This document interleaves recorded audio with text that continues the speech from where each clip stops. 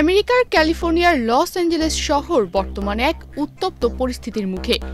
অভিবাসন বিরোধী একটি কঠোর নীতির প্রতিবাদে শুরু হওয়া বিক্ষোভ এক পর্যায়ে সহিংসতার আকার ধারণ করেছে। পরিস্থিতি নিয়ন্ত্রণে রাখতে মার্কিন প্রেসিডেন্ট ডোনাল্ড ট্রাম্প এখন ৭০০ মেরিন সেনা মোতায়েনের সিদ্ধান্ত নিয়েছেন লস অ্যাঞ্জেলেসে। এই বিক্ষোভ শুরু হয় আইস বা ইমিগ্রেশন অ্যান্ড কাস্টমস এনফোর্সমেন্টের অভিবাসন বিরোধী পদক্ষেপের প্রতিবাদে। অভিবাসীদের বিরুদ্ধে জোরপূর্বক গ্রেফতারের ঘটনা নিয়ে মানুষ রাস্তায় নামে। প্রথম দিকে এই বিক্ষোভ শান্তিপূর্ণভাবে হলেও পরবর্তীতে তা দাঙ্গায় রূপান্তরিত হয়। এই অস্থিরতা বাড়তে থাকায় ট্রাম্প প্রশাসন বর্তমানে লস অ্যাঞ্জেলেস শহরে ৭০০ মেরিন সেনা মোতায়েন করেছে। ট্রাম্প জানান তিনি শান্তি চান, শান্তি ফেরালে সেনারা চলে যাবে, না হলে যতক্ষণ প্রয়োজন ততক্ষণ লস অ্যাঞ্জেলেসে মেরিন সেনা থাকবে।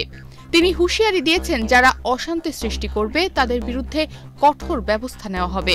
এদিকে শহরের মেয়র কারেন বাস বুধবার রাত ৮টা থেকে ভোর ৬টা পর্যন্ত লস অ্যাঞ্জেলেসে কারফিউ জারি করেন। কারফিউ কার্যকর এলাকা শহরের মাত্র ১ বর্গ মাইল।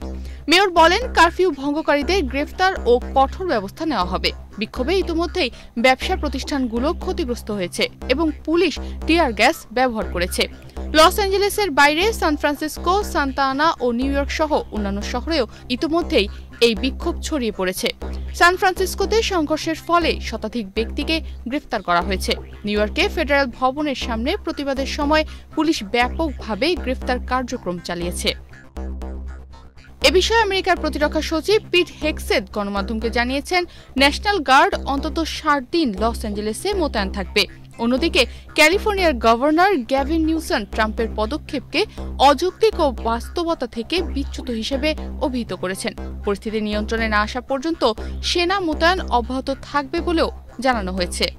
অভিবাসন নীতির বিরুদ্ধে এই বিক্ষোভ এবং তার প্রতিক্রিয়া আমেরিকার অভ্যন্তরীণ রাজনীতিতে নতুন করে প্রশ্ন তুলছে। শান্তি ফিরিয়ে আনা এবং সংঘাত মেটানোর পথ কতটা কঠিন তা এখন সময় বলে দেবে। তবে লস অ্যাঞ্জেলেসের শহর এখন ন্যাশনাল গার্ড আর মেরিন সেনায় ভরা, আর তার সাথে চলছে সাধারণ মানুষের সাথে মেরিন সেনা ও ন্যাশনাল গার্ডদের সংঘর্ষ। তনিমা রহমান, বাংলাদেশ প্রতিদিন।